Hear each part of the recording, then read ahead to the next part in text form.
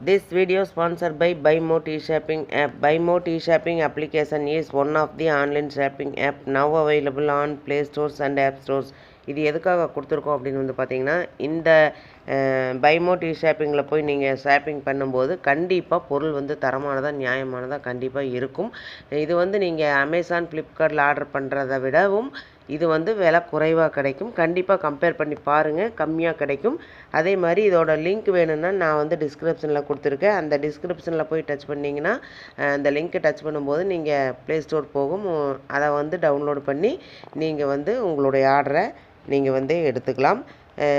என்ன பொருள் வாங்குறதுனாலும் வாங்கலாம். ஹோம் அப்ளையன்சஸ் வாங்குறதுனாலும் வாங்கலாம், இல்லை காய்கறி வாங்குறதுனாலும் வாங்கலாம், வீட்டுக்கு மளிகை பொருட்கள் வாங்குறதுனாலும் இந்த ஆப்பில் போய் நீங்கள் வாங்கும்போது உங்களுக்கு குறைவான விலையிலையும் தரமானதாகவும் இருக்கும். இதை தான் நம்ம எல்லாருமே விரும்புவோம்.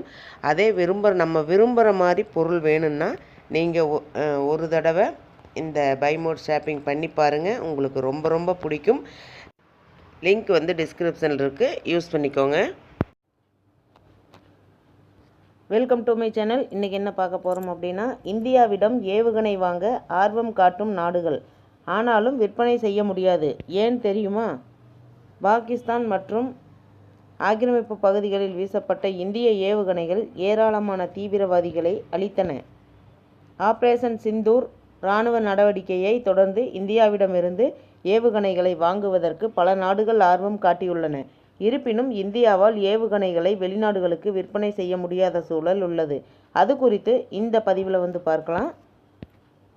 ஜம்மு காஷ்மீரில் தீவிரவாதிகளை தூண்டிவிட்டு பாகிஸ்தான் நடத்திய தீவிரவாத தாக்குதலுக்கு பதிலடி கொடுக்கும் விதமாக இந்திய இராணுவம் ஆபரேஷன் சிந்தூரை நடத்தியது. பாகிஸ்தான் மற்றும் ஆக்கிரமிப்பு பகுதிகளில் வீசப்பட்ட இந்திய ஏவுகணைகள் ஏராளமான தீவிரவாதிகளை அழித்தன. இதனைத் தொடர்ந்து நாடு முழுவதும் பொதுமக்கள் கடந்த சில நாட்களாக வெற்றி பேரணியை நடத்தி வருகின்றனர்.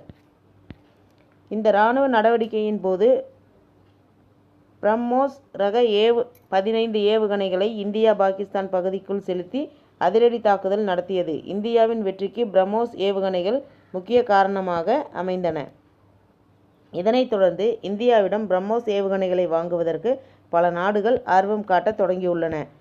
Thailand, Singapore, புருனை, Brazil, சீலி, Argentina, Venezuela, எகிப்து, சவுதி அரேபியா, ஐக்கிய அரபு அமீரகம், கத்தார், ஓமன் ஆகிய நாடுகள் இந்தியாவிடம் பிரம்மோஸ் வாங்க விருப்பம் தெரிவித்திருந்தன. இருப்பினும் இந்தியாவால் ஏவுகணைகளை விற்பனை செய்ய முடியாது. ஏனென்றால் பிரம்மோஸ் என்பது இந்தியா மற்றும் ரஷ்யாவின் கூட்டு முயற்சியால் உருவாக்கப்படும் ஏவுகணைகள் ஆகும். இந்தியா மற்றும் ரஷ்யா ஆகியவை தலா 50% பங்களிப்பை செலுத்தி இந்த பிரம்மோஸ் ஏவுகணையை உருவாக்குகின்றன. இந்தியா ஒரு ஏவுகணை விற்பனை செய்ய வேண்டும் என்றாலும் கூட அதற்கு ரஷ்யாவின் சம்மதம் தேவை. இதனால் வெளிநாடுகள் விருப்பம் தெரிவித்தாலும் வாங்குவதற்கு தயாராக இருந்தாலும் இந்தியாவால் பிரம்மோஸ் ஏவுகணைகளை விற்பனை செய்ய முடியாத நிலை உள்ளது.